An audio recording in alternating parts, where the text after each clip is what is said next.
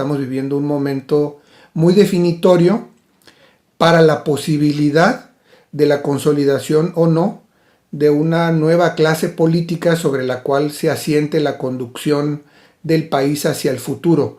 Un futuro que no está tan lejos. Si el presidente dijo que él se va al 24 y con todo lo que está haciendo trata de dejar una plataforma de un desarrollo distinto del país, la posibilidad de continuar eso tiene que estar sobre la base de liderazgos muy sólidos y no de que esto se nos pueda convertir en algo incontrolable. Entonces, esta elección en particular creo que podría o no sentar las bases para esa posibilidad, y la mayor responsabilidad en este momento está en Morena.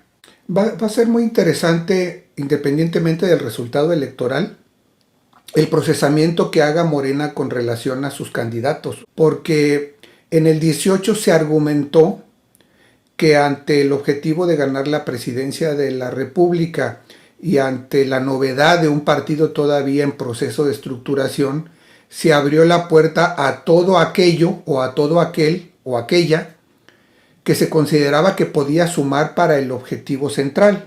Hoy estamos en un momento distinto y efectivamente la absoluta mayoría, por ejemplo, de los diputados federales que resultaron de esa suma indiscriminada, hoy quieren mantenerse.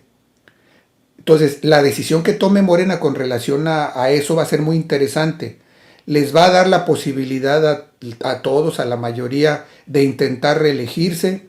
Se va a quedar con eso como su cuadro básico de representación pública, o se va a dar la oportunidad de modificar esa circunstancia que se dio en el 18 y hoy abrirle más bien la oportunidad o la posibilidad a sus propios militantes, que en muchos casos efectivamente no la tuvieron en esa ocasión. Ese fenómeno va a ser pues políticamente interesante, porque por otro lado hay que reconocer que ahora sí que haya sido como haya sido que llegaron esos diputados, pues todos han estado cumpliendo, en general, han estado cumpliendo pues con la demanda que le hace el proyecto de la Cuarta Transformación. Han logrado mantener una mayoría, incluso han logrado sacar los acuerdos constitucionales que implican incorporar a los partidos de oposición.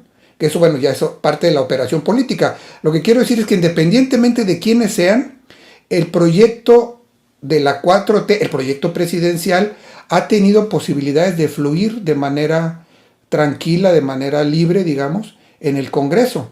Y eso lo han hecho posible pues todos estos legisladores que hoy se quieren reelegir. Es un problema de la política en general, de la representación pública en general, y que se manifiesta de manera más intensa pues en el partido mayoritario, en el que tiende como a ocupar buena parte o la mayoría del espacio político y obviamente de los cargos públicos en este momento, y se nota. Habría que hacer alguna referencia en el pasado reciente. La política antes se hacía única y exclusivamente en el PRI, me refiero a la política para gobernar, se hacía política desde la oposición y desde la oposición incluso ilegal, etcétera. A muchos nos tocó esa parte.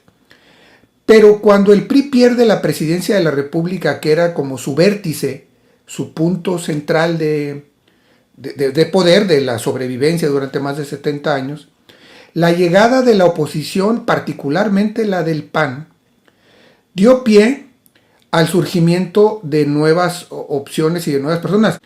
Si hoy vemos, por ejemplo, los liderazgos nacionales del PAN, no tienen pues mucho que ver en términos de nombres y de figuras con lo que era el panismo que dio la batalla contra el PRI durante muchos años, desde los años 30, desde el 36 hasta el 2000 que lograron la presidencia de la República, ¿no? Y hubo generaciones de cuadros muy importantes pues que en el camino pusieron todo su esfuerzo, pero finalmente lo capitalizó o le tocó a una nueva generación que creo que hoy se nota.